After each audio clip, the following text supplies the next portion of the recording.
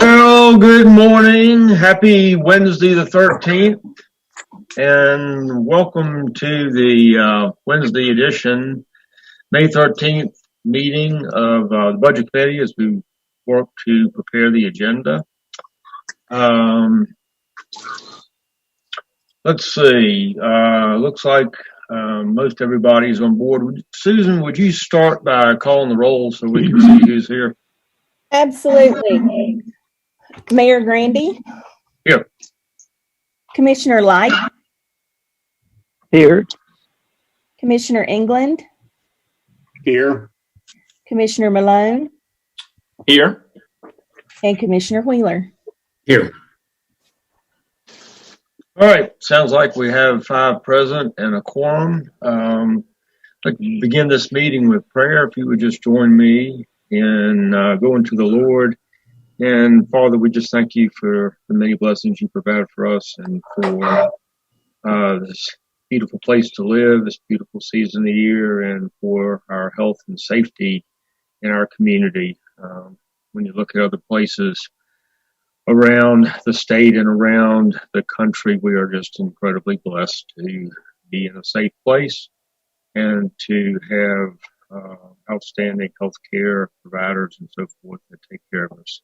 Lord, we just ask that you bless us in the deliberation of the business of Washington County today as we continue to work on the budget, and just ask for your guidance and your strength and your wisdom. Lord, we pray all these things in your precious Son's name. All right.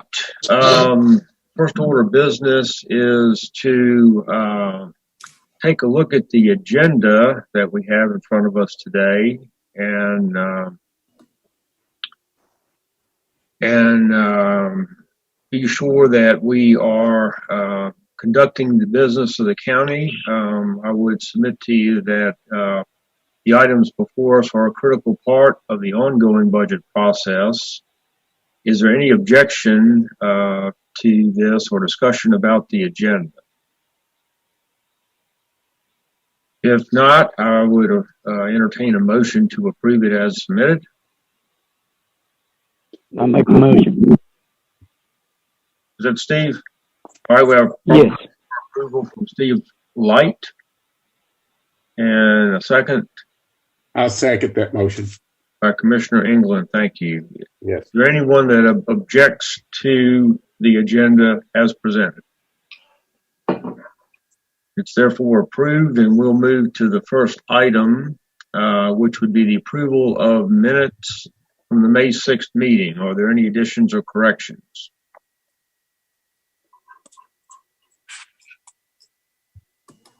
Hearing no additions or corrections, is there a motion for approval? So moved. I have a motion from Commissioner Second. Malone and a second from Commissioner Light to accept to approve the minutes as they were presented. We have a roll call on this, please, Susan. Mayor Grandy? Yes. Commissioner Light? Yes. Commissioner England? Yes. Commissioner Malone? Yes. And Commissioner Wheeler? Yes. That would be 5 yes. All right. Thank you very much. We have minutes approved. Okay, so we'll move into the first segment of our ongoing budget work. And so I thought we'd start with questions, comments, just general, anything anybody needs to pitch in there after the marathon session last week.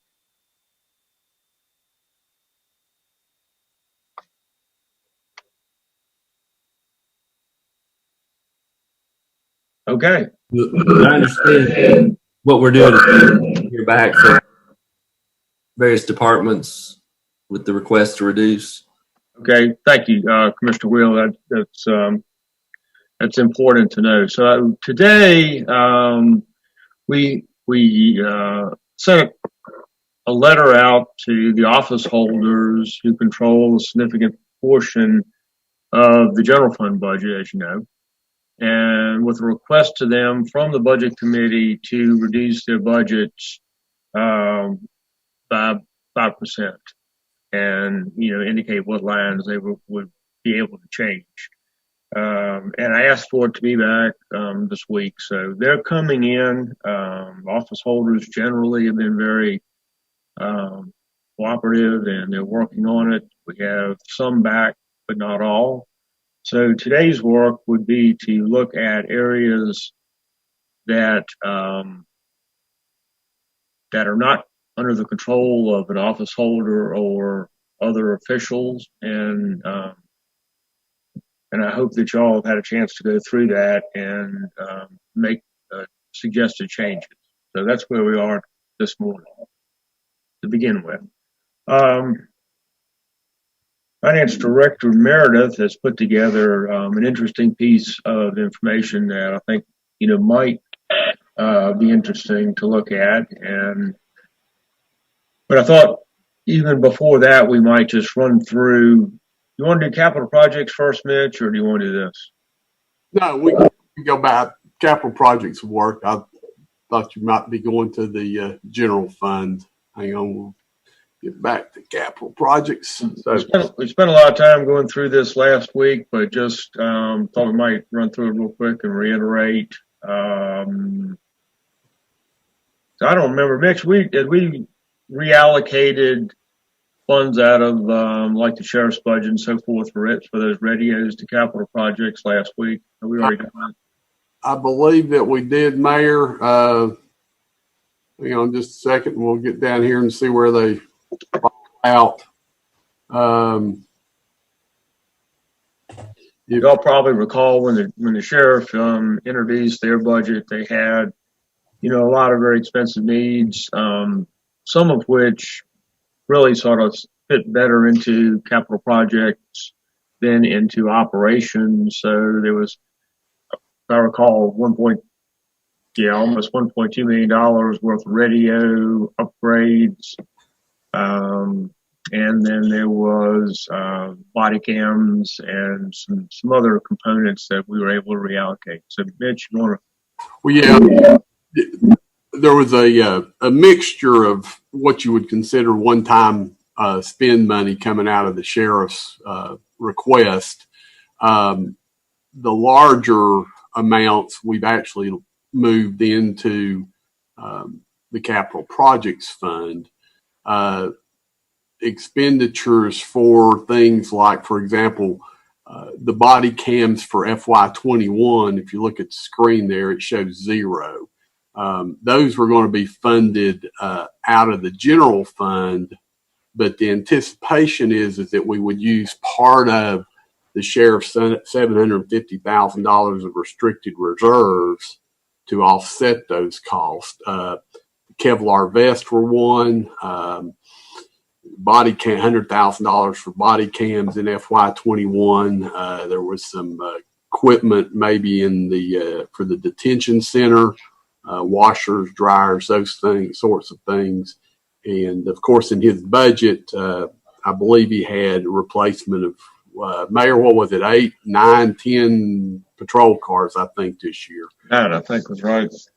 So, big picture, that's where those dollars have kind of fallen out. I can pull up the sheriff's general fund budget if you want to go there. I didn't have it ready, so No, that's okay. I don't, unless somebody wants to see it later. But those items were taken off of there, and they're in this new proposed budget that I think you have been sent. So. I don't know, just questions on capital projects. There's a lot of stuff there. There's general fund capital projects, there's school capital projects. There's do we need to spend any more time with that committee? well, from a practical standpoint or a logistics standpoint, in terms of moving forward to getting to a point where we've got something ready to present to the commission in their workshop and then for publication and for consideration. The capital projects, one of the big questions there that I raised last week is, what do you all want to do with respect to a capital projects fund? Do we want to leave it all in one capital projects fund, or do we want to create a separate educational capital projects fund? I think that would be helpful from my perspective in trying to put this stuff together to move forward. So We've had some discussions about that over the last week, and I think that, I mean, personally, it makes sense to me to begin to compartmentalize it just a little bit and look at it from general government and separately from the schools. But so what's y'all's will, Commissioner? or no concerns. I mean, that's what we're here for. I guess two concerns to ask questions about. One, I think I mentioned this last week, but I'm a little bit concerned about getting to a point where it's looked at as that certain pennies have been allocated only to one side or the other of that. I'm wondering if we can do this in a way where maybe we look at it as two different funds, but the revenues as coming in as one, and then each year allocating a certain amount to the school's budget. I don't know, and that may, or school's capital project fund. I'm a little concerned. I already think we have that where people talk about the pennies that are school pennies versus general government pennies, when that's really not such a thing. And it's more a matter of nomenclature than it is, I don't have any objection to doing it the way you're proposing, but I just want to be sure that we don't get in a position where we're being accused of taking money from one pot and putting it in the other, when that's really not the case. Well, yeah, Commissioner Wheeler, and I've thought a lot about that as well. And if you look at the screen now, where we've actually allocated those dollars based on, actuals, if you will, since we started the capital projects fund, I think that there probably has been in some circles a concern that the commission has taken pennies already from the schools, because we keep hearing, well, where did the pennies go? Right. And I would submit to you that, well, if you look at the screen in front of you, there's $1.6 million that went from the general fund to the schools. But yet, I think the commission's getting cast in a light that it's taking those pennies away. So, my recommendation would have to be that you separate those things, you call it what it is. If there's 3 pennies for general government and 17 pennies for schools, and so be it, and then a future commission redoes that allocation. But it'll certainly, in my opinion, it'll actually, make it a little more accountable and make it a little more difficult to be catching those darts. So. And then the second thing is, I assume you all discussed it, but we haven't heard anything yet. There's no legal ramification. This would be addressed to the county attorney. There's no legal ramification to separate it out and calling it an educational capital improvements fund. And of course, what I'm talking about there is there any issue with weakening our position on the there not having to be a split? Before, Allison can certainly comment on this, but the McMinn County model is actually 2 separate funds, one for their general government and one for their educational capital. So on that basis, I would submit to you that you don't have any. I mean, it's doable, and there would be no legal. In fact, when the comptroller's office started their audit, I mean, that was one of the questions they had is why didn't you do this in two separate funds? Our contention at the time was really trying to get back to your concerns, Commissioner Wheeler, that it would make it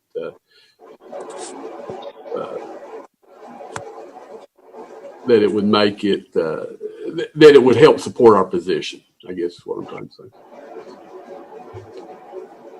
I do think, to answer Commissioner Wheeler's question from the legal perspective, that structure aside, whether it's in one or two separate accounts, which I know Mitch is mindful of so that he can look at different costs and expenses, it would be the character of the expense as maintenance or operation. I don't know what each of those expenses are, but I presume that is being looked at as well, the substance of the expense. Oh, yeah, definitely. We don't, the capital projects fund does not fund operational expenses at all, whether it's in the general government capital projects or whether it would be a separate educational capital projects fund. Yeah. Very good. Thank you. Okay.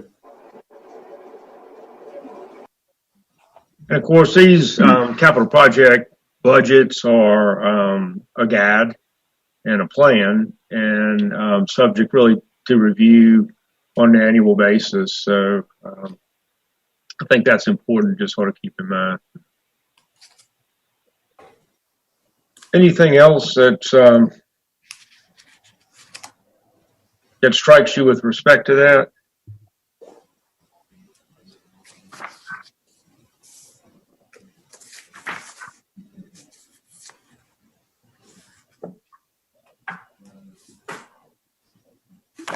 One of the questions that sort of popped up on, and as we begin to plan some of this general government expense around the sheriff's body cams, is that they were purchased roughly 2 years ago, and I think we heard from the presentation that they had an expected 5-year life. So we may not actually be looking at an expense as soon as anticipated. I'm not really sure. I haven't had a chance to, get into the detail on that. But anyway, again, this is just a plan at the moment.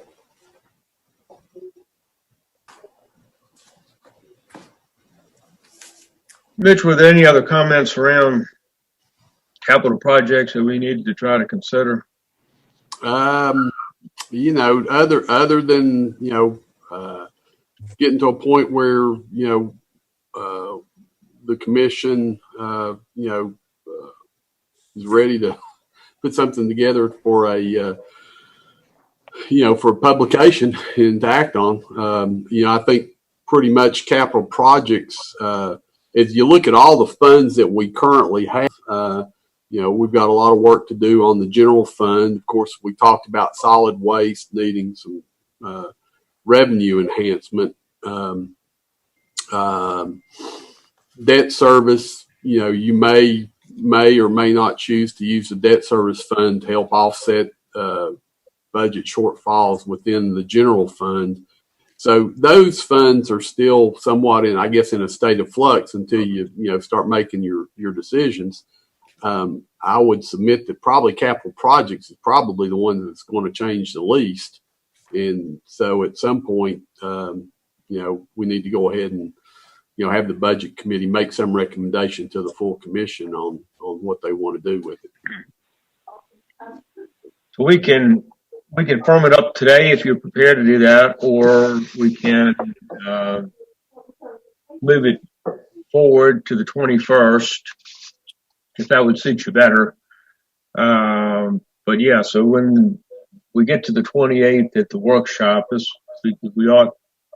we ought to have these funds in a place where we can make a recommendation for the commission to consider at the workshop, so that they kind of have a framework from this group.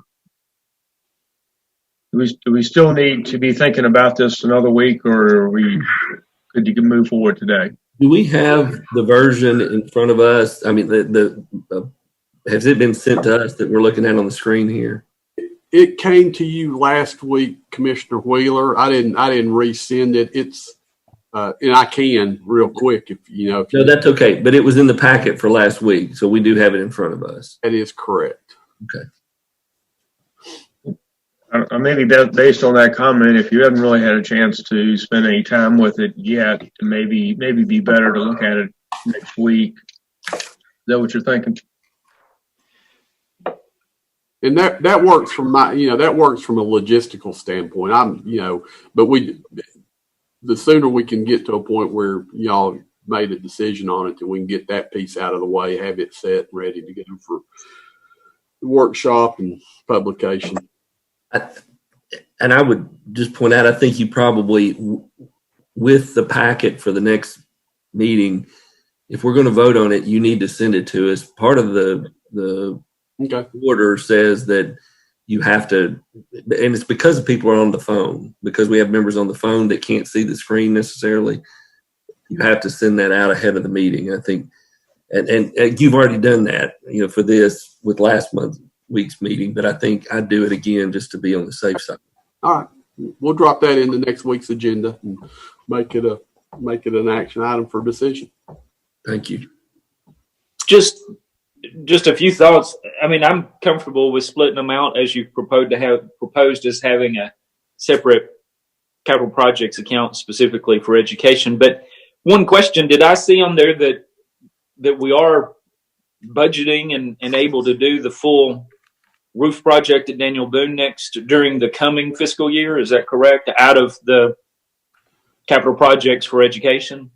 Based on the $2.2 million estimate that they've got, yes, sir. You've already allocated $400,000, right? At which I think last week we authorized the work over the gym, which was a little more than half of the total budget. So a total $400,000 budget. It wasn't going to require the full 400, which is a good thing.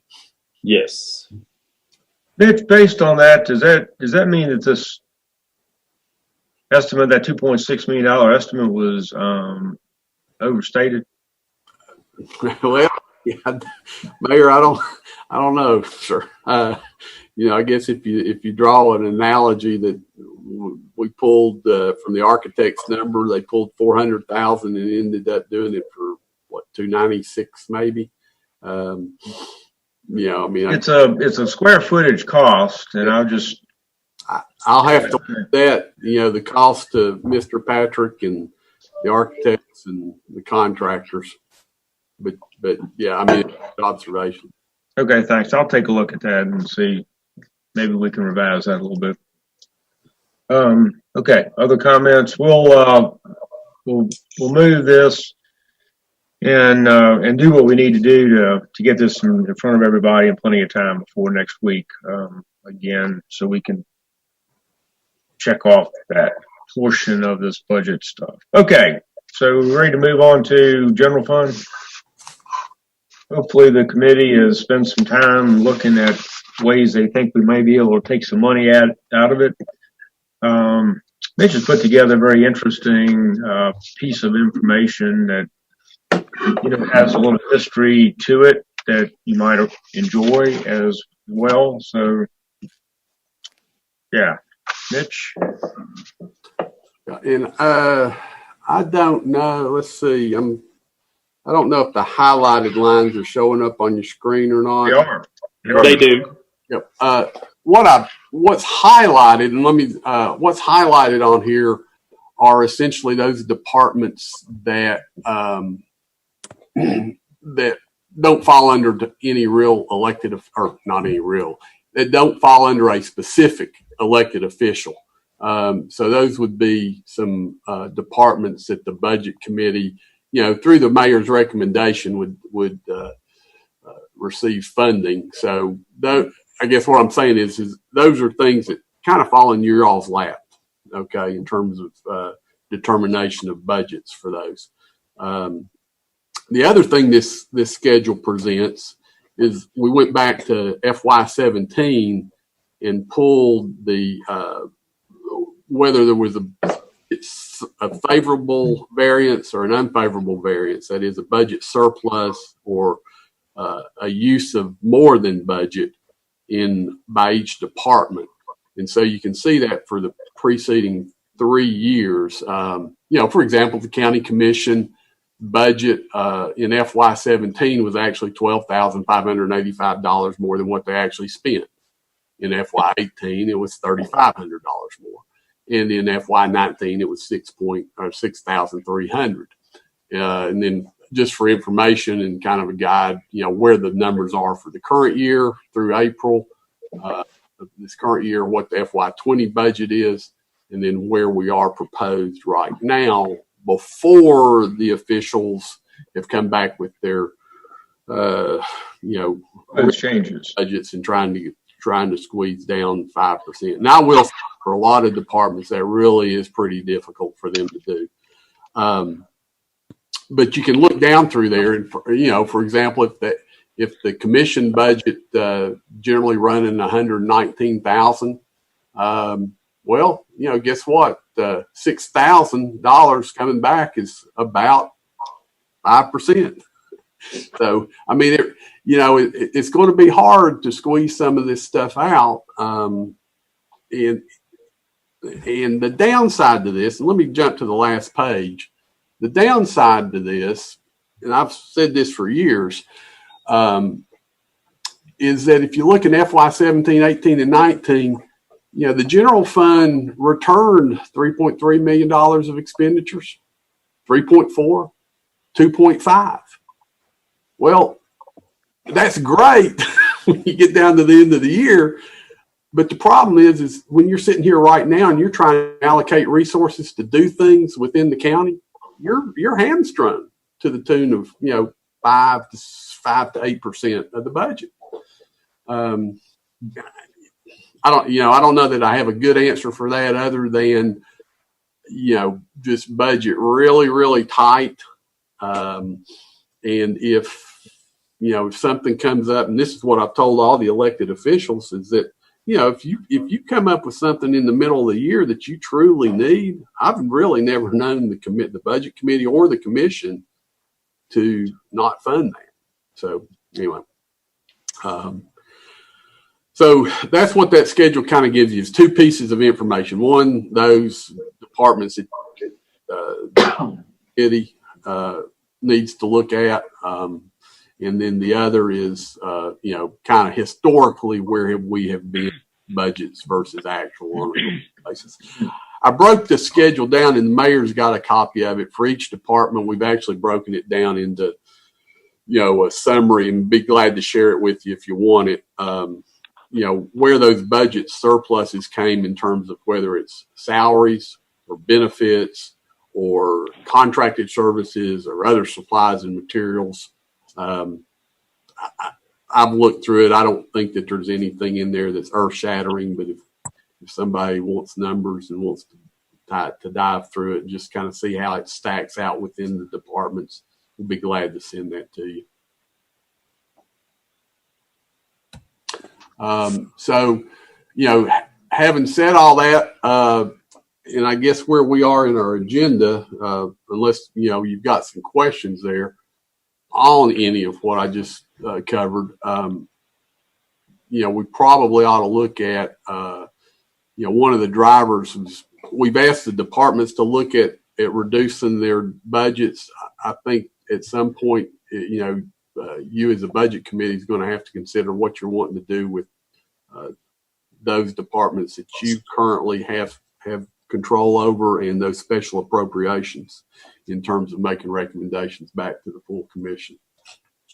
Mitch, it might be helpful if you did send us I don't think we're going to know how much we need that until we see what they come back with. But once they do come back, we may need that detail to be able to communicate with them. I'll get it to you as soon as we conclude this morning.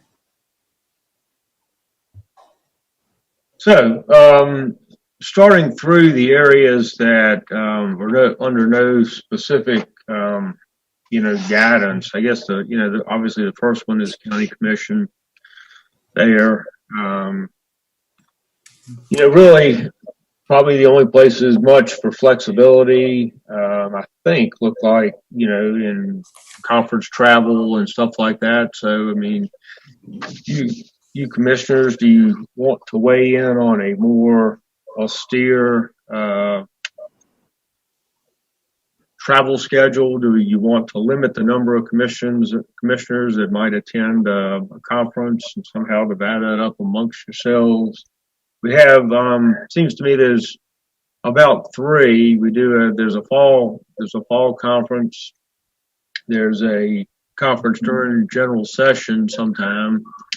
And then there's typically one as a wrap up in the spring. Now, of course, this year, nobody has gone anywhere much since March. So if you look at this year's expense, it's a little difficult to make a judge. So what do you think there? Do you want that budget is $116,000 currently. 5% of it is $5,800. Yeah, if we're asking others to cut, I would say we need to cut it to about the 110 area. What falls under other charges? It doesn't look like we spend very much there, but we've got quite a bit budgeted. There is nothing specific. We used, I think that's where we took the $2,000 for the Washington County 101 food money, maybe. Mayor, for FY21, we've actually got $2,000 appropriated in 420. We did. That's right. We moved it. But I think this year, that's where we found it for this budget season. I think the bulk of that $4,000 was to, catch any ancillary. As you can see, we've only spent $716 in that department or in that line item this year. And if you give me just a second, I'll tell you exactly what that was. I was going through it. I reduced the 4,000 to 2,000. So in my cut through it. The bulk of that would have been mic adapters for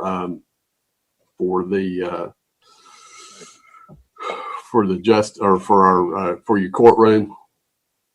To be able to make that, there's speakers that are supposed to be in the back of that courtroom, and they run off of a wireless system, and so they needed a wireless adapter, which was $700 to hit there to fix that. So that's where, obviously, if like I said a minute ago, if something comes up that we need to do to make the courtroom more functionable, then you can always come back to the budget committee and ask them to fund it. So, yeah, if you 1,000 or 2,000, you probably ought to leave in that line item though, because there will be something that will pop up. My thought is that we could cut that down to about 1,000. That'd be 3 of the 5 we need to cut. To me, I'd rather cut there than, and we may have to partially cut some travel, but to get the benefit out of our membership in the Tennessee County Commissioners Association, I think it's been helpful that different members and some members have, and some more than others, and I've been one maybe a little bit more than others that have gone to those things, and I think we get a lot out of that. And I certainly think there's not much value in the county Mr. Association dues if we don't take advantage of that and network and go to those meetings and stay involved. That's not to say we can't cut there, but I'm just saying I'd rather cut if we can. Where we haven't been spending it, let's cut there first. Okay. So you change that to 1,000. All right. And I don't disagree with you. The county association, though, is critical. I believe in my time with this. I mean, they are essentially our only lobbying arm up there to keep us informed on what's going on in Nashville. So it is more important for people to go. You know, you can look and see what's been spent. If you don't spend any time working in this sheet, I mean, do we need to talk about that at all? If you have, okay. So, What? you know, for example, if you looked at travel line 355, then, you know, that's $8,800. And so what makes up the $8,800? Below it are the three lines that make up the $8,800. Spring conference, government day on the Hill, fall conference, in the amounts to the right. When you look at those in total, that's where that 8,800 comes. You know, just working through the sheets. And then, of course, you can see what we spent. So, are there any other places you think we can?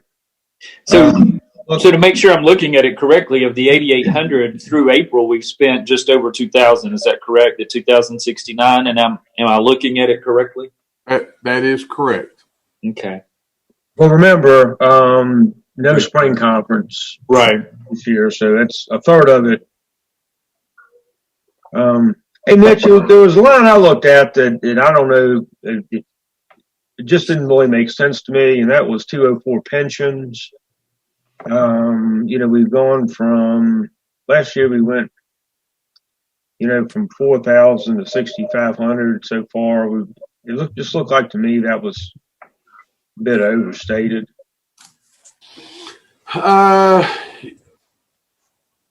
I mean, because it's not like health insurance. We wouldn't have had a change there that would have. Yeah, no, but that number is 9 points. Our pension contributions 9.61% of gross salary, and of course that goes in for every commissioner. What I'm wondering is if man, I guess Mike would be the only one. Ford, right? He's our only. Yeah, but that would come out of. I mean, that pension comes out of his sheriff's salary. His full pension contribution may be coming out of the sheriff's department. I need to look back at that, but I see what you're saying. But if you go back to 1819, you know, the cost was higher, or the expense was higher at 74,000, and the pension contribution was less than 4. I don't know. I just changed it. I changed that to $4,500. I think that's conservative. Yeah. So between that, you cut 2,000, and then the other charges, you've cut 3,000. That's 5,000 right there. I'd say, you know, take the additional 800 or another 1,000 out of the travel, and we've cut our 5%. Okay. Sounds good. So we've got that line item down. Okay. Just over 110 or so. Yep. Okay. So that's how we do it for every department.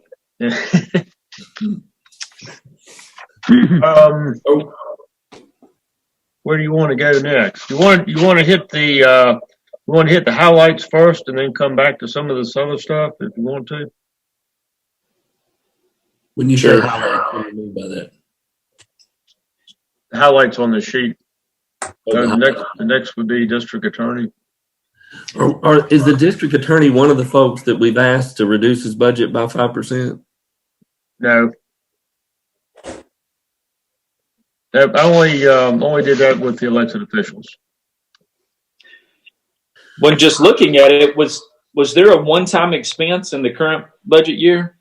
Because we're going from 120 down to 70.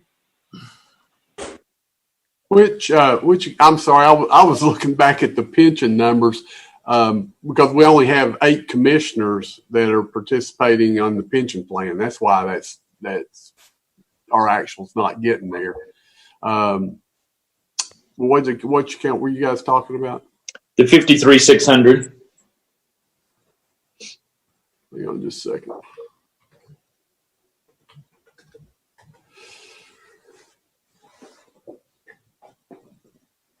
And what line item are we? What expense line? We're just looking at totals.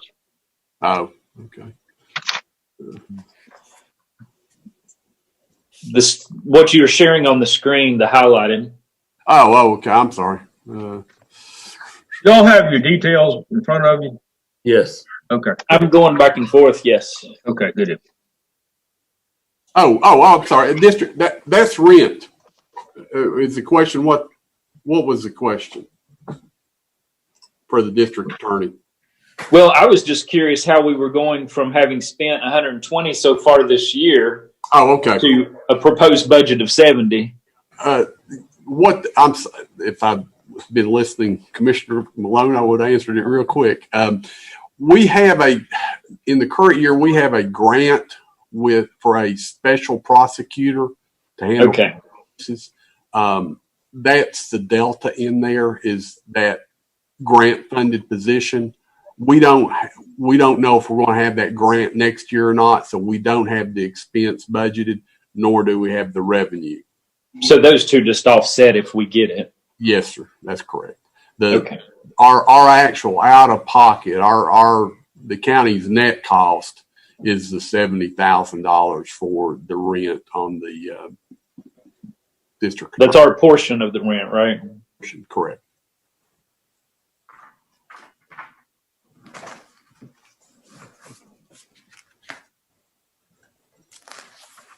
The victim assistance looks a little odd as well, that we've been spending lesser amounts, and then for the current year we budgeted 113. We did, and again, the way the victim assistance program worked and why you have 113, there's two components to that. One is the victim assistance fee that we receive through the courts, okay, which is a straight pass through to the Johnson City Victim Assistance Operation that's housed within Johnson City. We've budgeted for FY21, we've budgeted $45,000 of revenue in victim assistance fees and $45,000 of expense. Comparing that to the current year, going back to the 113, we split. Our arrangement with Johnson City is that we'll share in the net cost of the victim assistance program. And that net cost is defined as being total cost subtracting grants and victim assistance fee that we send them. And so that net cost last year was projected to be about $60,000. Okay. So that's where the difference is coming in. They've never billed us, so either their grants are covering those costs or their costs are not, as high as what we had received a budget for, I guess, almost a year and a half ago. So either way, it's a positive. Yeah, it's and what you see there, I mean, as you go back and look across that program, those net numbers, if memory serves me well, and sometimes it doesn't, but those numbers in FY, well, those are excesses. Those numbers were the result of us budgeting some additional funding for operational costs that weren't being met by the city. So.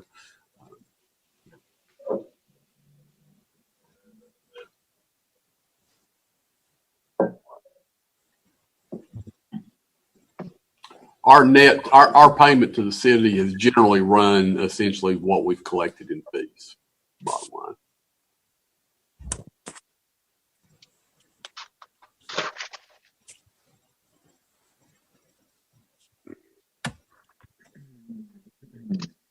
Okay. Anyway, neither of those were opportunities. I want to flip to the next page, Mitch. Okay. How's that? Perfect. So, fire prevention and control, that's probably a volunteer fire guys. That it is. Yeah, most of these on this schedule, it might be easier to look at them off the special appropriations schedule.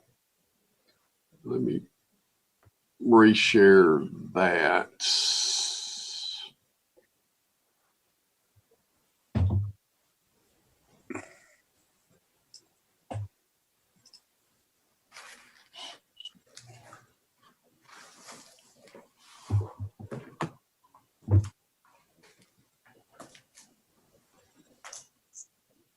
You will recall, I think when we went through this the first time, that the original request was 140, and we put the same amount in that we had budgeted last year, 130. So that's what's there today. Well, it's showing. So we're showing on the highlighted page the 992, but here it shows 971. You're correct. And I'm trying to remember what made up that $21 difference, Commissioner Malone. I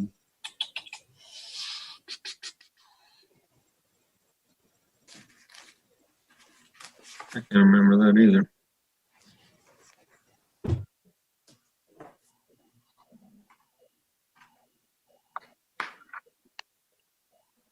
It's listed as other charges for 21,000 in the. Yeah, thank On you. the detail? Yeah. We spend In the hydrants. we fund the volunteer fire department's radios. There's a $200 per radio fee that we pay on behalf of the volunteer fire departments In the state. to the state, the TACAN system. And that we have one contract with the state, and that is we pay for our sheriff, we pay for our volunteer fire departments, we handle EMSs, we handle 911, constables.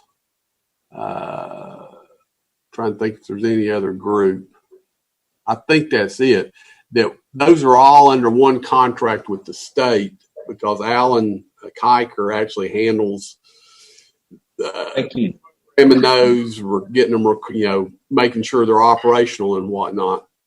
We bill everybody for those fees and are reimbursed on a $200 per radio basis, which we've got to have the expenditure budgeted so that we can pay it. But then that number is being reimbursed to us from each of the volunteer fire departments. But now the 21,000 is the fire hydrants. Oh, well. That's right. Then, okay. You got that in the detail you sent us this week, Midge. Okay. All right. Then that's down in other public safety. Okay.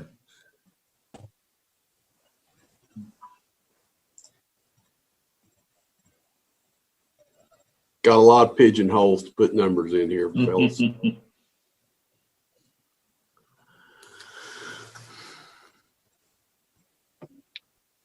So with the volunteer fire departments, 5% is 48,500.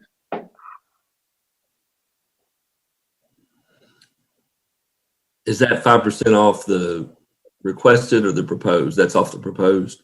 Yes, sir. Okay.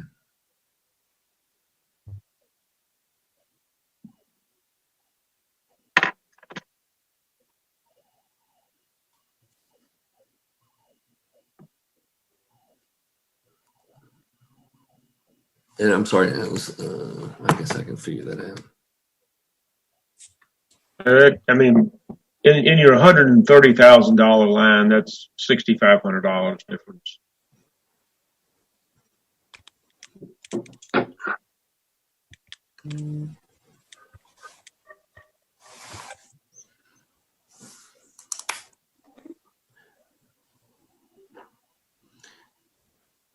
I will say this, one of the things, they went for about 8 years with no increase, and we gave them that increase last year. We'd be taking back over half of that if we took that 5% off of those line items. Obviously, we don't have any choice if we're going to take 5%.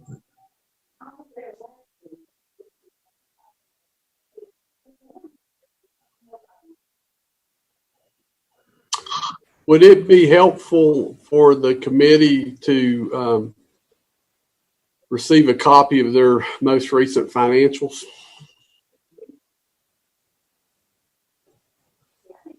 I don't remember seeing that on the committee level, but maybe it would be. They do, any of these organizations that we make special appropriations to are required to submit their financials. That's true. When in public safety, we have seen them in the past. I don't know that I've seen the most recent versions. Should have June 30, 2019 annual reports available. All the volunteer fire departments are required to report their cash balances and operational revenues and expenditures to the comptroller each year.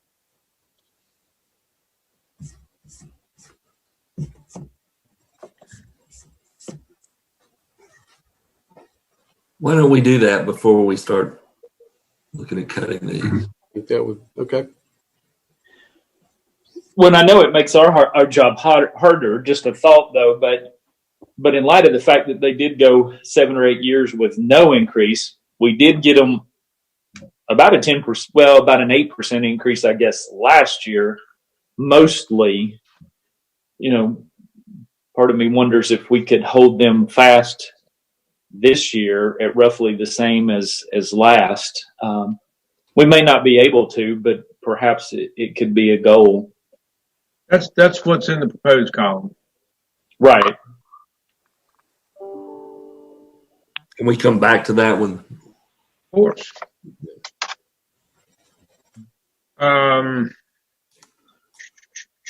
So we're into the rescue squad and then EMA and 911. So you probably were hoping it was going to get easier.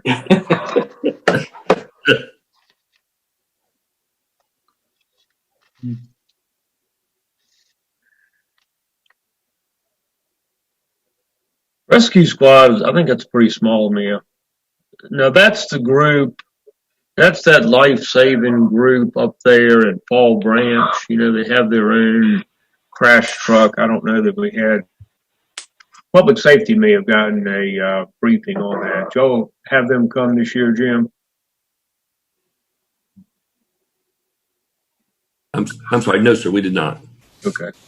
Mayor, actually, that contribution or that funding is actually made to the Fall Branch Volunteer Fire Department. They actually operate that first responder unit. But isn't that that 54,420 line? That is correct. Yeah. Okay. We send if this budget moves forward, we'll send Fall Branch Volunteer Fire Department $214,300.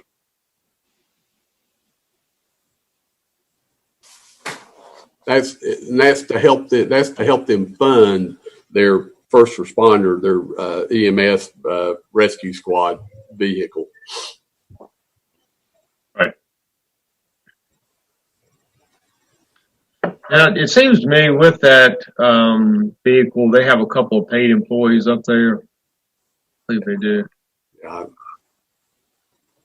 But and they run a lot of calls. I mean, it's really the only crash vehicle, I think, in that section of Interstate 81.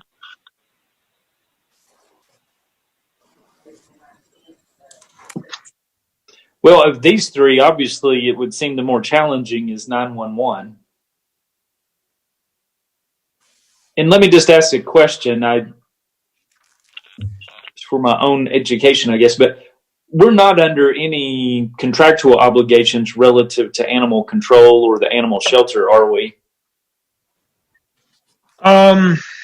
It's not a, we do have an interlocal agreement with them that we share the cost of that service, with the city of Johnson City. Their current contribution is $250,000.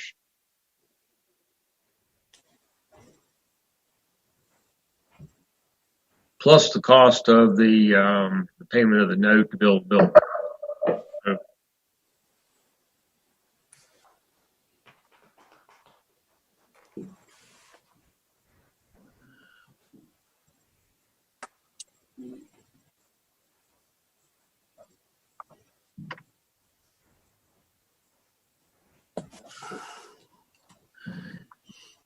You know, with respect to 911 and Fall Branch, the first response program at least, and maybe even the volunteer fire departments, is there, you know, it's kind of hard to sit here and decide, yep, we cut them 5%. There's some of these we're going to have to, like where we get to the library, the Johnson City Library, Jonesboro Senior Center, Johnson City Senior Center. You know, some of these organizations, we're probably going to have to make that decision whether we cut our contribution or not. But on these others, I'd look at them a little bit differently, and I'm wondering if we should go back to them and say, we're asking all our departments to cut 5%. We need you to look at your budget and see where you can, and let them have some input into that.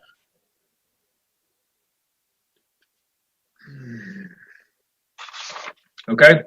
But I'm asking that more as a question, Mayor, because I know we're not looking at the detail of theirs, so maybe that's why we don't look at it that way and just look at it as the overall contribution. All right, so I'll start a list. What I'm hearing you suggest is that I essentially write the same letter to other groups to say, you know, we're asking everybody to cut, and so we're going to ask you to do it too. We feel like you're a lot better able to make those changes than we are just unilaterally. Is that what you're saying?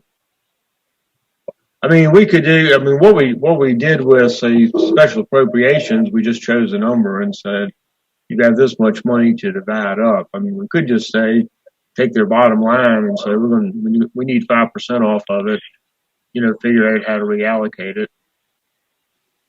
Or we could let them come back with something asking them to do the best they can. So, I'll do whatever you ask. What do others think?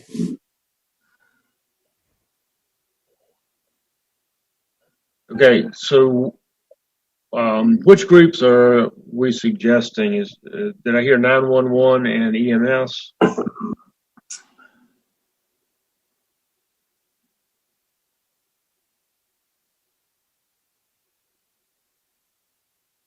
No. I'd be interested in what other committee members think. Besides, I'm not trying to dictate we do it that way.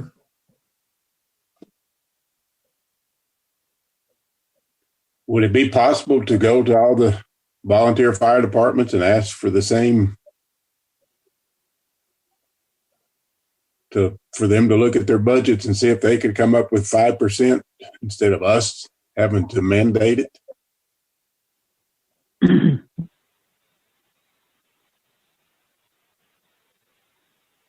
I'll take you with me to the Chiefs meeting. Yeah, we could, at a minimum, we can invite Commissioner England to the public safety meeting. Yeah.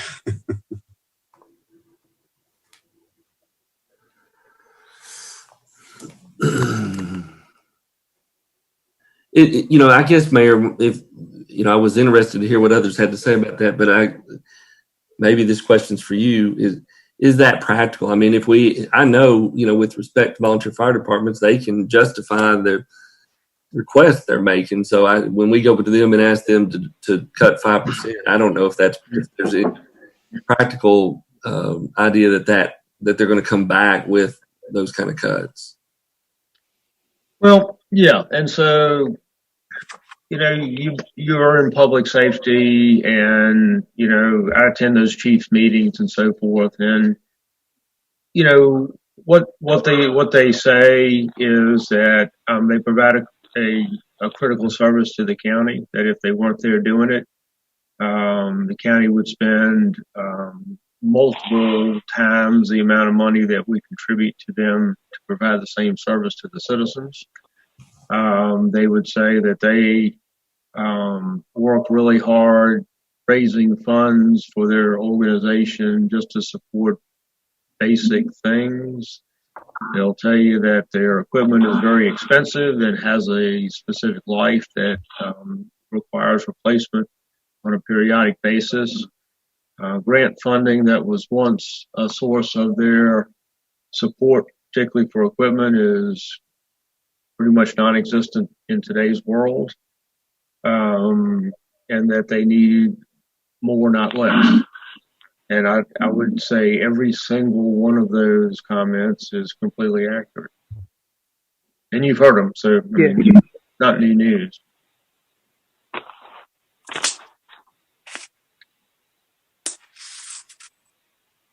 When again, it makes our job harder, but I guess that was my thought relative to holding them steady this year, is that for so years, when other departments and other areas got significant increases, and I wasn't on the commission then, so I'm making a broad assumption, but while other areas got increases, they did get an increase last year, and now we're talking about taking at least half of it away. So.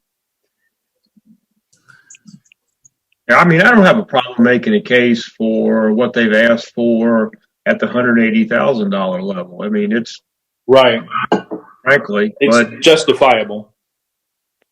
Well, I mean, if you look at the alternative of, you know, creating a fire district in the county and hiring a bunch of people and buying a bunch of equipment, oh yeah. And they do a great job. I mean, they take their personal time and they train and they use their personal expenses, you know, money for operational expense. It's a great group of people, and they work hard, and they really, really, really care about caring for the citizens of Washington County. It's a terrible place to scrimp, but I mean, your all's prime responsibility, other than doing the appropriation, is being able to fund it. So, you know, keep that in mind. You've got to be able to fund. There's two sides to the equation, right? Yeah, I mean, and so this brings us back to reality that, you know, we're looking at trying to take, you know, a couple $1 million, you know, out of a $3 million gap. And I fully aware of that. I think that is one area, those volunteer fire departments, where we expect them, they raise a portion of their budget, you know, on their own.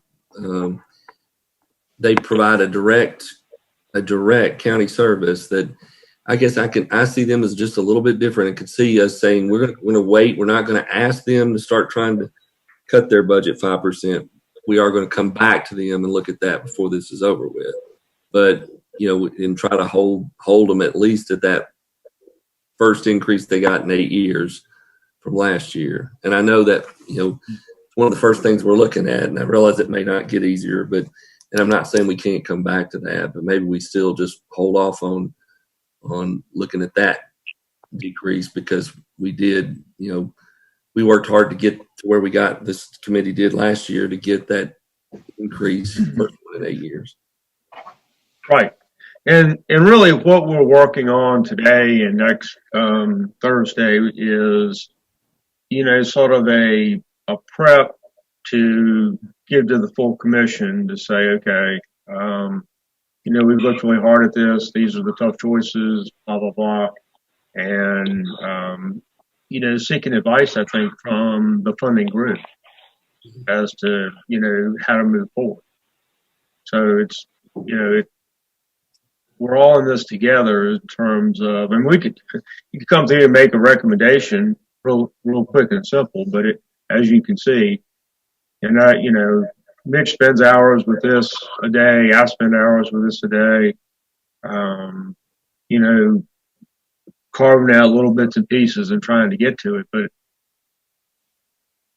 I mean, it's a big number. That's all I'm saying. So again, our goal is to, you know, be prepared in 2 weeks to have, you know, something to speak with the full commission about from this committee. So, all right, volunteer fire departments. I think we've about worn those guys out for this morning. Where are we headed next? Was it 911? Somewhere, no. Life saving crew. We went through that. So 54,490, I believe, that gets us to 911. Jim, you may be our expert there. Are you part of that board, or are you the attorney for the board? Are you somehow associated? No, sir. No. Okay, not 911? No. Okay.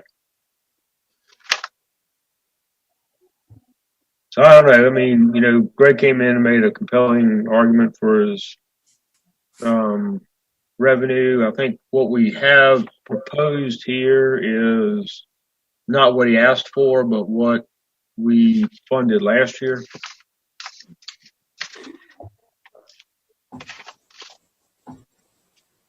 I believe.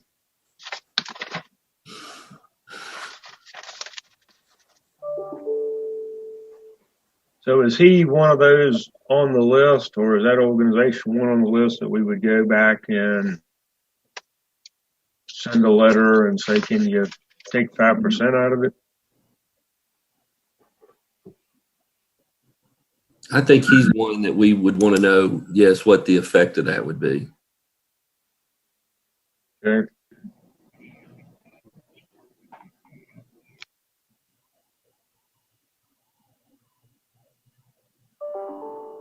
Okay, I can do that. Well, and I know when Commissioner Matherly was here, I had asked the question, you know, tell me what happens if we're not able to handle the increase you requested. And he said, you know, we'll get by. Now, that was not doing the increase as opposed to cutting from last year. But those are financials we have seen. And I'm not proposing necessarily a 5% cut, but it's unlikely that we'll be able to do the increase that's requested. But overall, we've got to cut. I'm asking this as a question, Mayor, to make sure I understand. From the FY 2021 proposed column, we've got to cut 5% across the board to balance the budget currently. Well, to eliminate two of the $3 million deficit. Okay. All right. That ballpark, that's about where you are. Do you have that summary, Mitch, handy from last meeting? Yeah, hang on a second. Maybe we should have just started with that.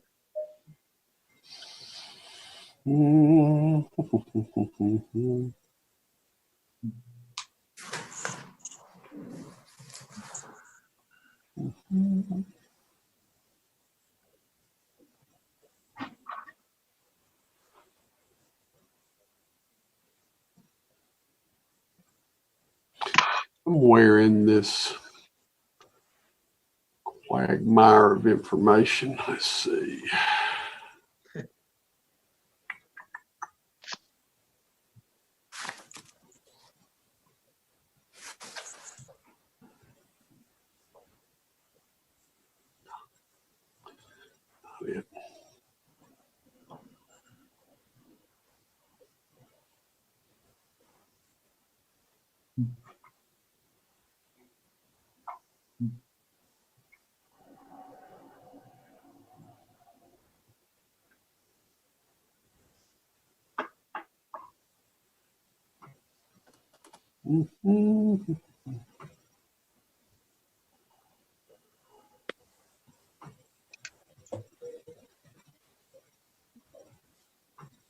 While he's looking, I mean, I guess in some ways I would say I was kind of thinking the list might get easier in the sense that I know a few of these we may have contractual obligations, but I think there is room in some of these for, to achieve the cost savings, at least on a percentage basis, that we need. Okay, where do you want to go to look at that? Well, we can just work down the list, but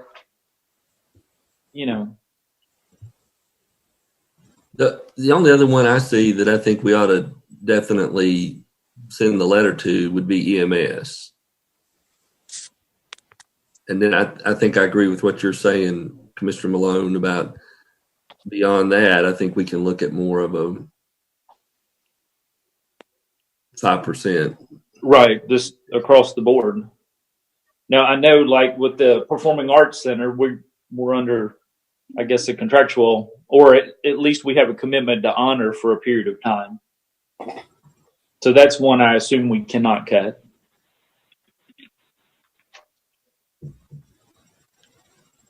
Yeah, that is a pledge that the county's made that, we'd end up probably kicking this back to Ms. Wilkerson if we change something. But below EMS, when you get to 56,100 and below, apart from the Performing Arts Center, I'd say take 5, 6, or 7% to each of those. I'll make a note, at least for the county libraries. That's a maintenance of effort. Okay. Yeah, and the county libraries, that's part of your general fund budget that you'll be looking at next week. They're not on this list, right? Yeah, they're not here, I don't think. The only thing on here is the Johnson City Library, which is their request was 110, and we kept them at 100 last week. And then for the Imagination, the Dolly Parton Imagination Library. Are when even that, I mean, I love Dolly Parton, I love reading, but are we talking about cutting the volunteer fire departments so we can hold that contribution steady? That's the thing I struggle with, and quite honestly makes no sense. You can't read if your house is on fire. Yeah, but third grade reading proficiency is a huge issue in Washington County. So, and I agree. It sounds like you got your school board hat on rather than your budget hat. That's one of those things, though, where I would struggle to see, the return from the investment. Is it there? I don't know. Maybe it is. Are the contributions that we make that Hugh looks at each year, they're not a part of this? They are not. They are not. When you all have already decided to reduce that total amount to $25,000, so you will have to figure out how they're going to spread that amidst their various requests. Well, we've made that decision, but I don't think anything would mean we couldn't come back and change that. No, that's true. I mean, what we've done in the budget is $25,000 for the other nonprofits, i.e. charitable organizations, if you will. And my thought on that would be, at the very least, we'd be looking at cutting that by 5%, because I don't see how we tell some of these other groups we're cutting their funding back that are more directly related to the county and not cut back those. True, but yeah, remember you have reduced your budgeted funding for those nonprofits by a little more than 50% of what you funded them last year. Right.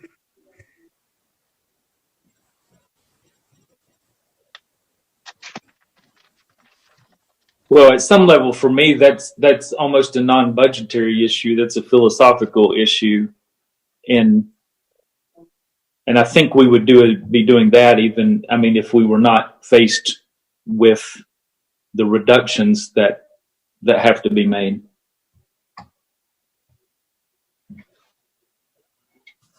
You're not going to be able to reduce your Economic Development Council dues or your net rep contribution. Are those contractual? And perhaps the mayor can give us an update on net rep, because I know changes are underway there. or I sense it. Well, there's been a lot of discussion and a lot of effort put forward into creating a consolidated economic development entity for the region and not just county by county, which, yes, would reduce costs, I think, across the board and improve service and improve our relationship with the folks in Nashville. There's a lot of, I think, positive reasons to do that. But financially, we don't know what that will look like until they get a little closer to actually having something put together. So that may very well happen in this next 12-month cycle. It's just until then, we've got to sort of keep our current operation functional. And as I'm sure you're all aware that NetRep is funded, unlike Networks in Sullivan County, is funded by public-private contributions. So our contribution, because of Public Chapter 1101, has to be the same as the contribution of our largest city, Johnson City. So whatever we put in, they put in the same amount, and vice versa. Jonesboro pays a lesser amount, and then there are a number of corporate entities that contribute to the operation. So over half of the economic development component in Washington, Carter, and Iroquois County is funded privately. Considering where it was 10 years ago, it's much better, much less expensive, and a much better deal. Maybe I didn't exactly answer the question, but hopefully it threw a little context around it.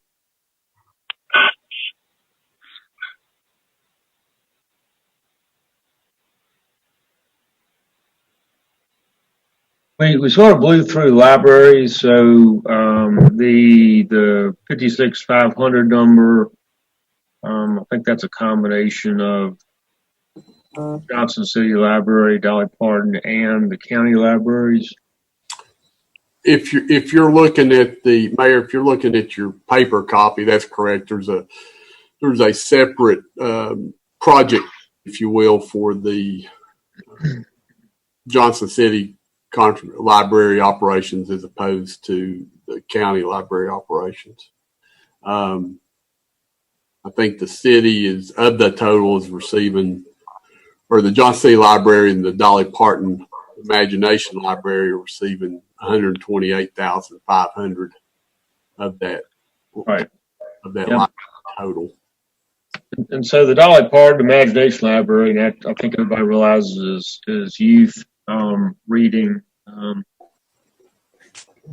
3 through 6-year-old. But the Johnson City Library contribution is the result of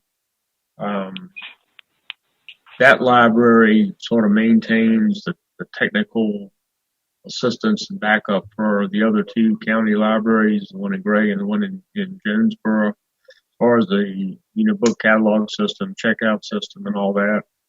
All 3 of the libraries trade videos and books and other materials. And then, of course, the Johnson City Library would last time I looked, probably half their patrons were people that didn't actually live in Johnson City, lived in Washington County. Yeah, and I don't know the answer to this, so we have a maintenance of effort requirement with respect to our Gray and our Jonesboro libraries. You also know that Jonesboro, the town of Jonesboro, actually contributes $13,000 to that library operation, much like what we're doing with Johnson City. What my question is I don't really know, is whether if Jonesboro were to decide to make a 0 contribution, if that somehow impacts that library's maintenance of effort from the state standpoint. And the same would be said with Johnson City. If the public entity, us, the county, were to reduce contributions to the library, I don't know if that impacts maintenance of effort from our standpoint, or from the library standpoint, in that they would lose those state supported services.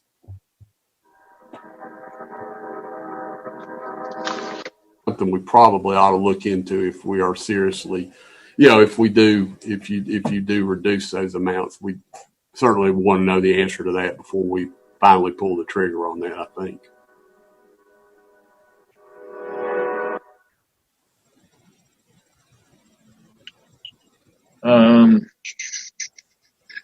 Okay.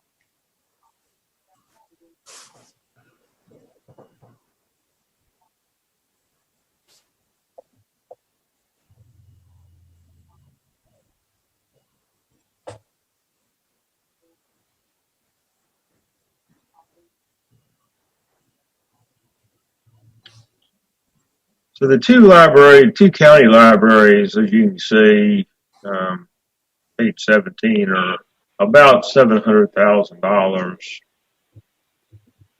that we really can't reduce. In fact, a couple of years ago, they, for whatever reason, didn't spend all their money. And maybe it was the year that the library director left or something like that. And there was some salary that wasn't spent, and I had a fairly harsh letter from Secretary of State wanting to know what happened, and I had to write a pretty detailed letter in response as the commission board member as to, and promise that we would not do it again. So I don't really want another one of those letters if I can help it.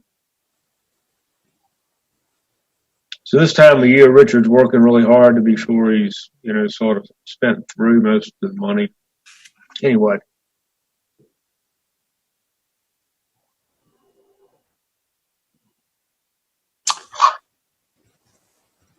Yeah, there's not much room in the library's budget. Well, there's really no room in the library's budget to reduce it, because you would run into a maintenance of effort problem. Shift the gears a little bit. I don't know where it hits on your paper, but we have left in the budget $22,500 for the Boone Lake Associate group for that boat. I don't know, Mitch. We talked about this a little bit the other day. I don't know if they're going to come back and ask for that or not. We gave them a contribution last year. I don't know, was it 60,000 or something? It was some 40 or 60 to buy that boat. Johnson City pitched in some, and just this week I saw the picture of the skimmer being delivered. So it's that may be a place where we're not going to be asked to pony up any more money.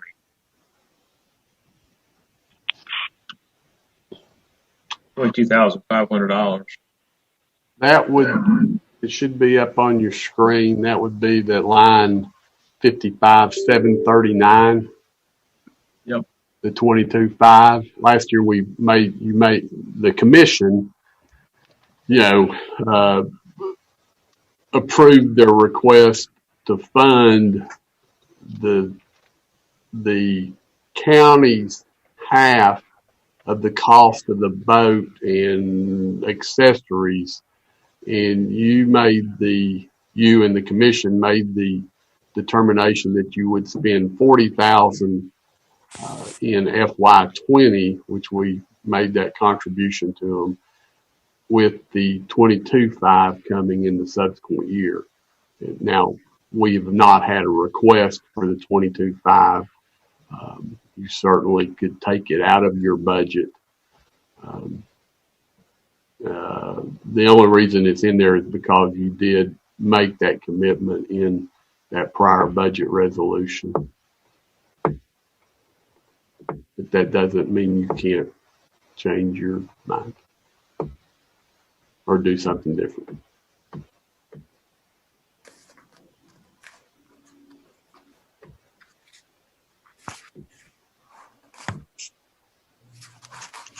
We don't know, I guess I should say, I can't sit here and tell you that Boone Lake Association has expended $130,000 or $140,000. They have. I think that was their request, but it seems to me the actual cost of the boat was like maybe more like 90. Correct. Bobcat and some other stuff. Right. Which they were talking about possibly receiving that from TVA was part of their discussion. Yep. At the time. That is a Bobcat that they would possibly, I believe Val said that they were trying to pick that up from TVA at no cost. So.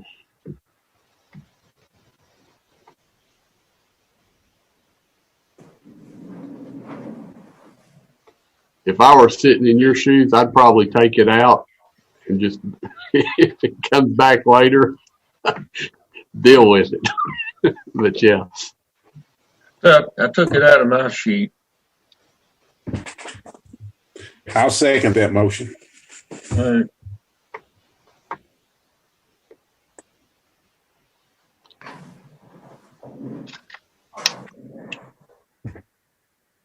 All right, so where else? Let's see. Did we all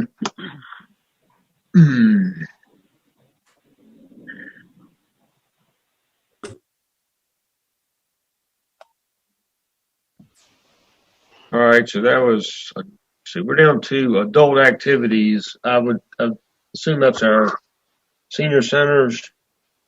Accurate.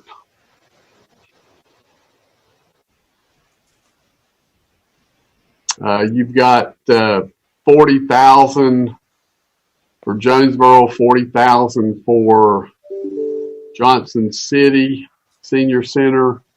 Hang on a minute, I'll tell you where the other ones are. 56-1. Well, almost $40,000 to the First Tennessee Human, and the other one, the other piece is $39,977 for First Tennessee Human Resource Agency. And I think that number, Mayor, is I'm not going to say it's necessarily contractual in that I've never seen a contract, but I do think it works very similar to the way the Foreign Trade Zone works, the way the First Tennessee Development District works, in that the participating counties have a pro rata share of their operating budget that they fund. Okay.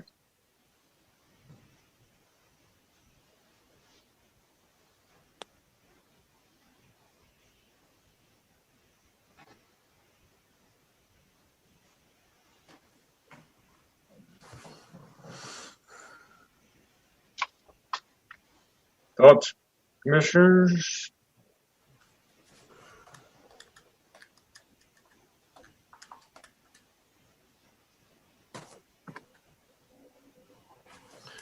Well, below EMS, I think I shared my thoughts. There may be some areas where we have contractual arrangements and can't, but this is where I think the 5% cut applies. Okay, where's that, Commissioner Malone? Every line item below EMS that we're not contractually liable or committed. Okay. And that's solely my position. We've gone so long trying to hold things. I'm just saying, at some point you got to start cutting. I went back. Since we were talking about the First Tennessee Human Resource Agency, I went ahead and I think you all received this stuff probably a month ago when we pulled all these special appropriations together. But you can see there the letter we've received from Jason Cody at First Tennessee Human Resources Agency for at $39,977 in funding. Our local funding, as he says in there, it actually leverages federal and other state money to the tune of $1 for every dollar we put in it. That's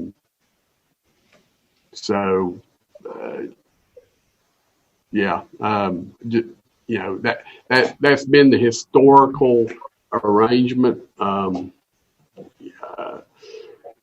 Obviously that's providing services to county residents because they run throughout Washington County. I'm just not, the reason I'm saying this, I'm just not sure what those, and not unlike EMS and 911, when you start pulling those numbers down by 5%, you're going to impact those operational aspects of those other organizations. And in this case, in First Tennessee Human Resource Agency, I guess you'd look at what are we doing? We're providing 40,000. So, if you cut 2,000 out of that, you've got 180,000 potentially of federal and state funding.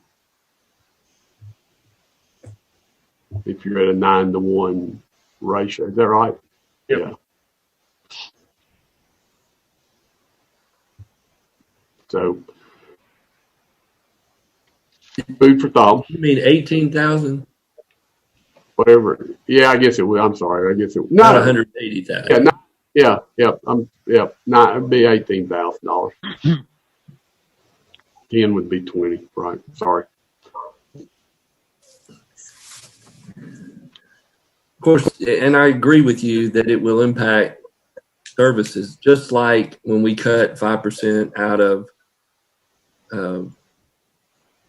solid waste. It's going to, these cuts are going to impact services.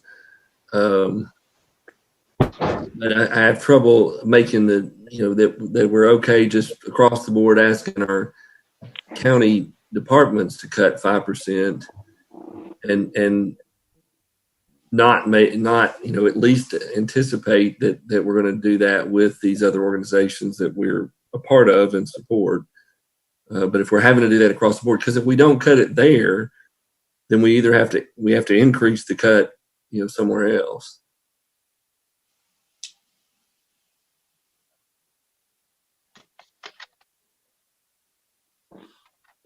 Well, and we all come at this with our own experiences. A lot of years I've served in various capacities with the United Way and served on the allocations committee the last couple years. But I was on a group from the United Way that went out and visited the First Tennessee Human Resource Agency. And I think their director has since changed. But we had a not great experience. Now, I'm not questioning the good work they do, but we had a not great experience, and the United Way, I know, chose to cut their allocation to the First Tennessee Human Resource Agency. Again, I think in light of some of that, they maybe now have a new executive director, or I think the specific individual maybe we had an issue with is no longer there, but that has been my personal experience.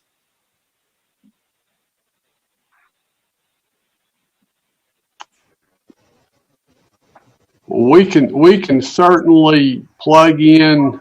I believe I heard Commissioner Malone say everything below the EMS line a reduction of 5%, which is certainly not. I mean, which we can do, and I would guess that I would ask, would that exclude the performing art? That would exclude the Performing Arts Center, and what about EDC and NetRep and the rest? Well, I was just thinking anything where we have some type of contractual obligation or commitment, like the Performing Arts Center, or if we have similar commitments to EDC or NetRep.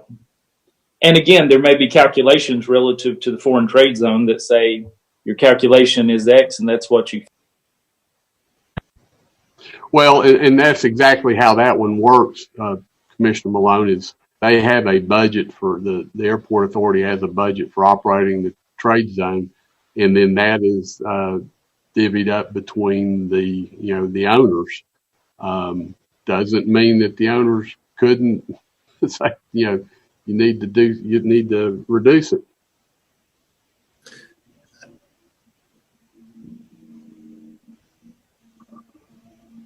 And we probably need to know whether, to the extent to what our legal obligations and commitments are to each of those organizations.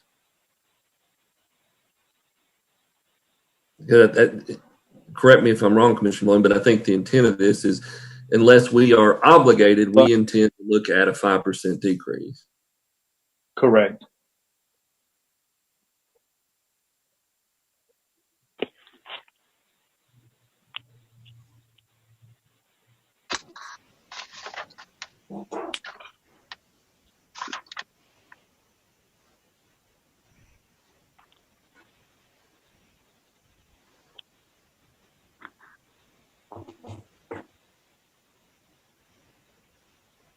Does that make, I'd like to ask Commissioner Light, Commissioner England, if that makes sense to them to look at these that way. It does to me, yes. Yeah, I think we actually have to, like Commissioner Malone said, unless we're bound by a contract, then we need to look at it and see if we have that option.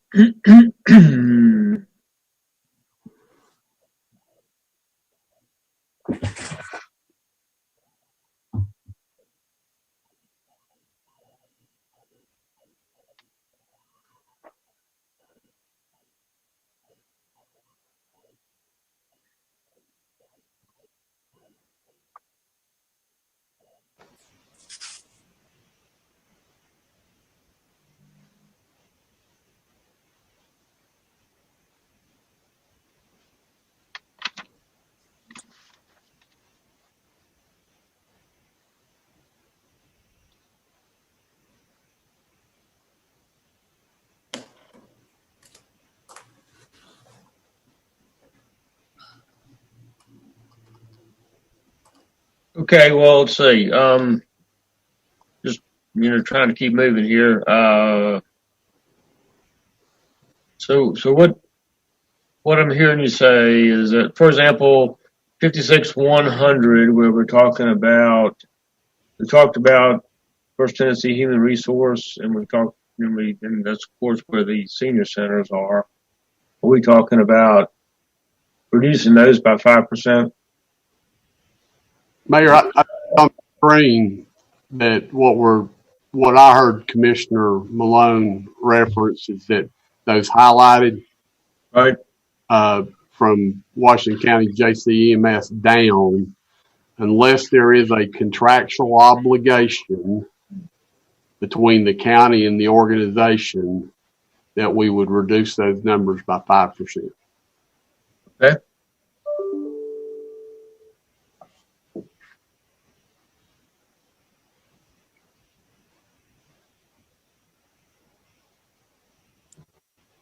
Okay.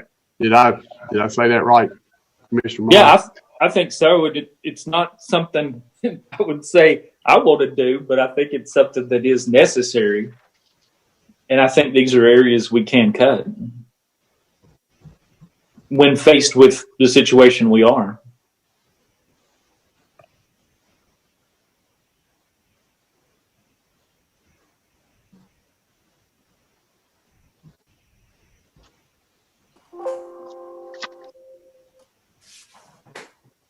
All righty. Does that get us through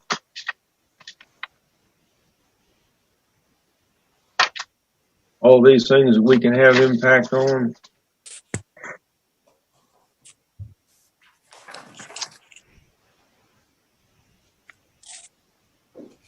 Now, is that through the complete?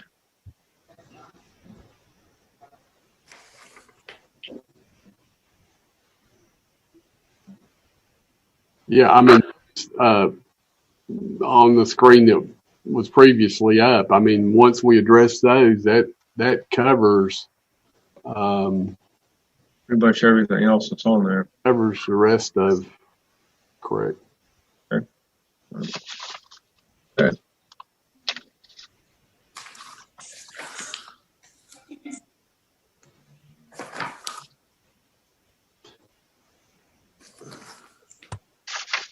I will say, if you're looking at the screen now, obviously the numbers that we had on the previous screen, which showed just the contributions, for example, the 58,190 other economic and community development number, which is budgeted at 705,850. That is predominantly that TIP contribution. So, once the commission acts on that Monday, that number's subject to change fairly significantly. Yep, I made that change on my sheet. But that's the big number in there. That's $475,000 of that particular line.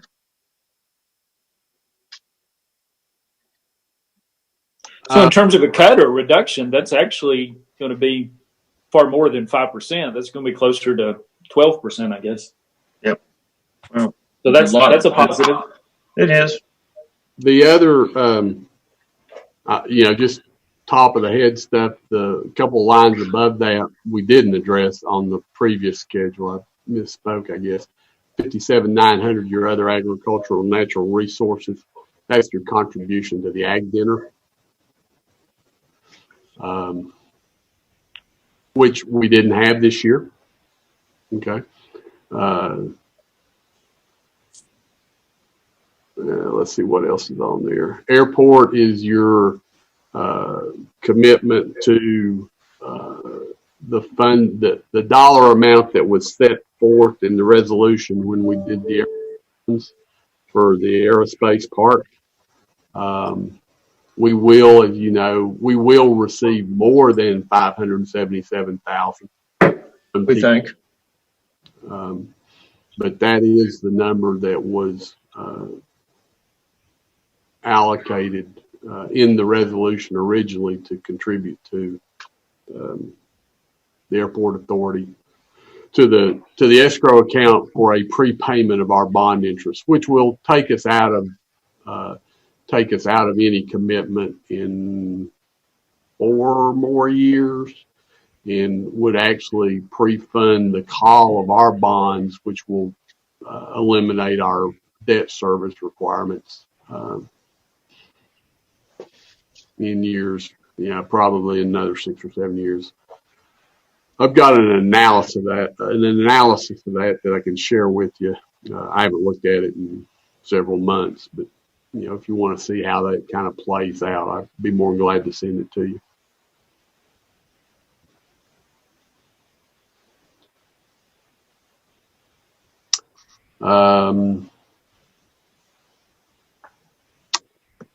Soil conservation, of course, that's Mr. Gillis's operation, which a portion of that grant funded. And he does have one position over there that's grant funded that's included in this budget. And that does assume that that grant is forthcoming this next fiscal year.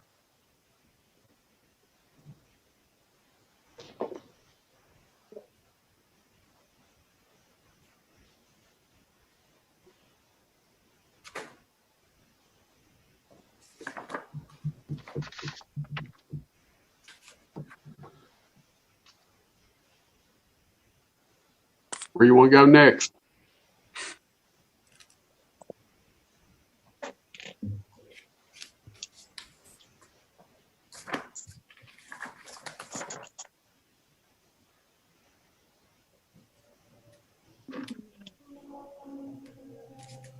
Let's see, we've got one more page on there. Does that get us through the end of all this? That we have, I think it does, actually. Yeah, you're right on for the. Anything else that you want to address here?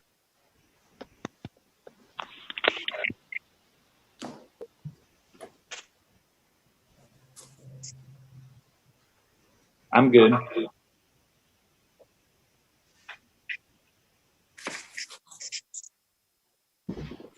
Okay, well,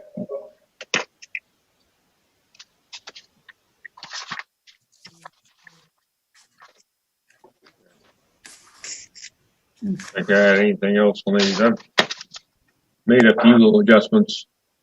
In going through some of the earlier parts, we went through the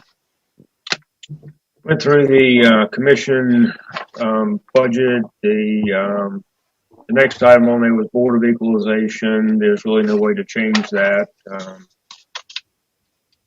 That's a fixed amount. In the mayor's office, I found 5% there. I think there's not a lot in that line. County Attorney's Office went through and made some changes there, and Alice and I worked on that again a little bit yesterday. I think we've been able to take so a little bit of additional money out of that. Planning, zoning, and codes, and environmental court. Taking some money out of that. One of the things that I did that I just wanted to share with you was to take environmental cleanup to zero. That's in the proposed line at $35,690.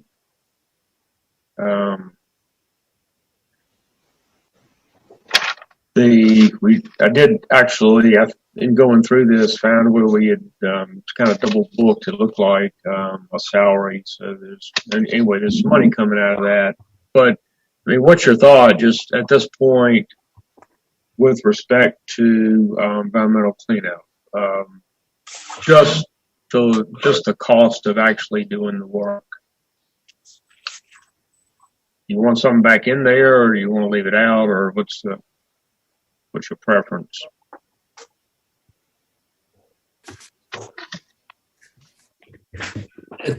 The way we've been operating, that number doesn't mean. I mean, they vary.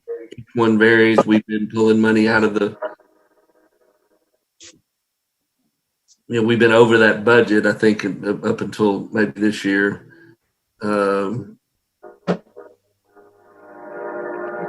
Just.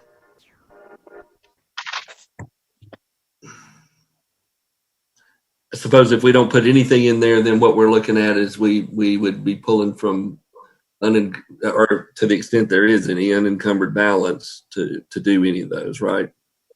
If we chose to do that, and it may be reasonable to believe that there'll be some required if we wind up having to clean up a site that was a potential meth lab or some other situation that really had some serious consequences.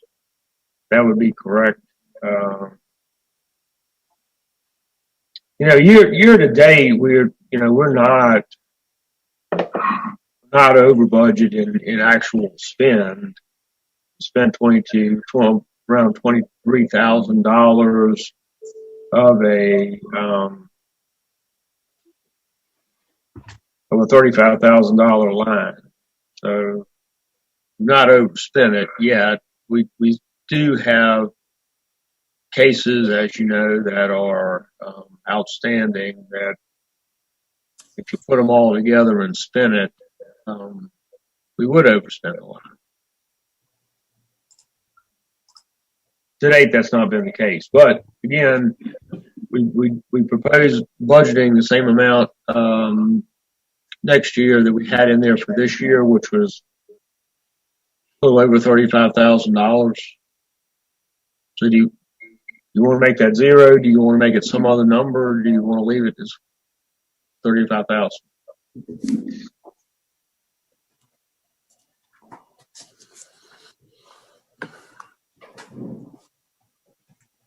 I personally like the idea of us going more toward a push the owner to clean the properties up. That would involve a pretty major change in the way we do things, because my understanding is the Sessions Court cannot order that and enforce it like a Chancery Court can. But that would mean we would not be spending money up front. We would be going instead to where we have the court order the property be cleaned up. If they don't clean it up, then they're potentially going to jail. But that puts it more between the court and the property owner. And in that case, we could reduce it to zero, but that's a fundamental change in the way we've been doing things. But I'd be in favor of reducing it to zero. And if we don't go that direction, then we just have to add it back in and find the money somewhere. Well, okay. I have it to zero now, so I'll leave it there unless directed otherwise. Okay, and in terms of environmental, I mean, even before cases hit to the judicial system, Bobby maintains it that through his efforts and a little bit of strong arming, that about 75% of the cases never, they're cleaned up by the owners before they ever, get to the court. So we have in here salary for Bobby. We'll try to support him out of the legal department best we can, and a few other expenses, for Bobby, gas and insurance, that sort of thing. But other than that, that environmental court cleanup process is, as you pointed out, Commissioner Wheeler, it's going to be a lot different this year. Anyway, all right, that's where we are with that.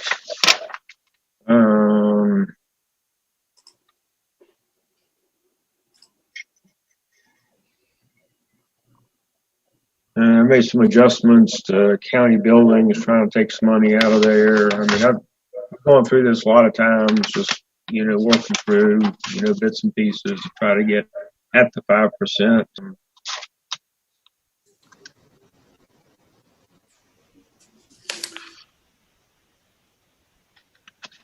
So anyway, we can take these numbers that I've worked through. We talked about this morning, plug them in, and sort of see where we are with respect to that. And by the time we come back together, we will have all of the office holders, officials, and so forth, their information into us.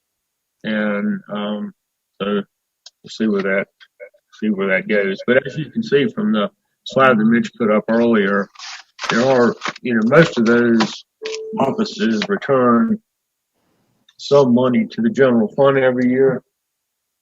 And so, I think that would be the number we would be looking for them to help this committee with. Would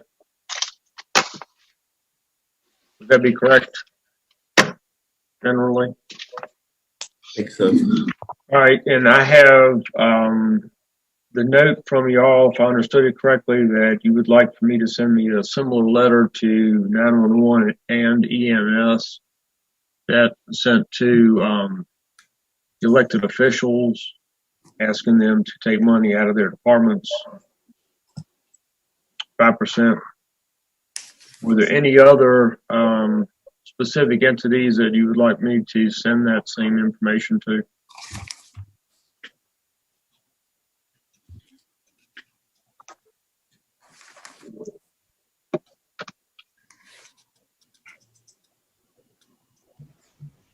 Okay. In your commission packet, probably by now you've seen the updated calendar. Any comments on that? Does that sound like what we talked about last week?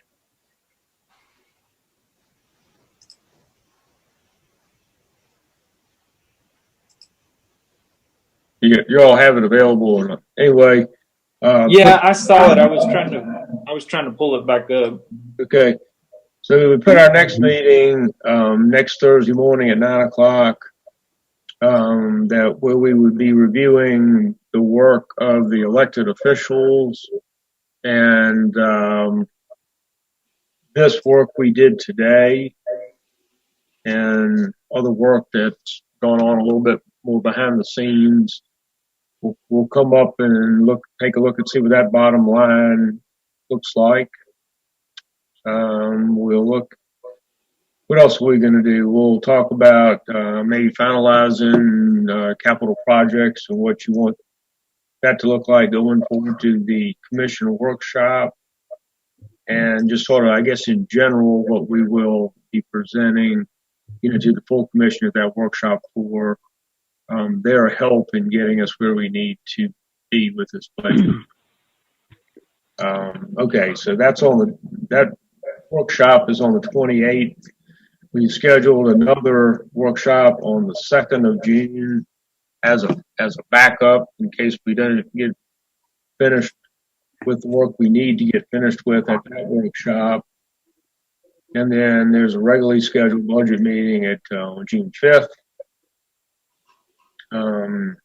At which time we'll finalize all the work that needs to hit the publication of the budget, which will be June 9th. And then the regular June meeting, I said June 5th was the regular meeting. I was wrong. That's just another Wednesday, I think. The 10th is a regular meeting in June. The 5th the 5th is actually a Friday morning. So that's, that would kind of be a wrap up for publication. And then we have another, a regular budget meeting, public hearing, and so forth. So, are there any changes you'd like to see to that calendar? That, if so, this will be included in the, for the full commission at the commission meeting for them to see and have access to. So, if we want to change it, we could probably do it at that time. At this point, it's been published to the commission. And Mayor, where'd you say that calendar is? Again, I think that was Commissioner England. Yes. What was the question, sir? It's Where I can Larry. find that calendar. It's page 8 of the packet. Okay. The packet for the full commission meeting. Okay. And you said the next meeting was next Thursday at 9:00. Is that correct? Right, May 21st. Okay, thank you.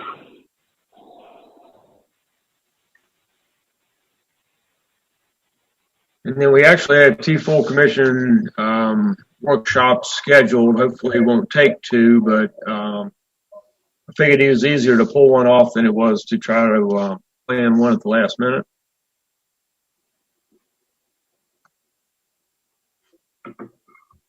Anything we need to do to modify this? We okay? Mitch, do you have anything else that we need to try to cover this morning, or does anyone else? No, sir, I don't. Anybody else have anything to bring before this particular budget committee meeting? I have nothing. It's really easy to do this, so it's not a problem. Right. But hopefully, hopefully you guys will have an opportunity to troll through it one more time. And we talked about a lot of different stuff this morning, but, this time of the year, I sort of live in it. So any questions you have, feel free to call myself or to call Mitch. We are certainly anxious to have any help and suggestions that you might have. So. Well, I know the two of you are living and breathing it right now. So thanks for what you're doing. It's not easy, but it is before us, and we have to get to it. So, right. Thank you all for your attention in another fairly long meeting this morning. But really, really appreciate the help. It's we've got some work to do. So, anything else before we leave? All right, there's nothing, then we'll adjourn until next week. Thank you. Thank you very much. Thanks.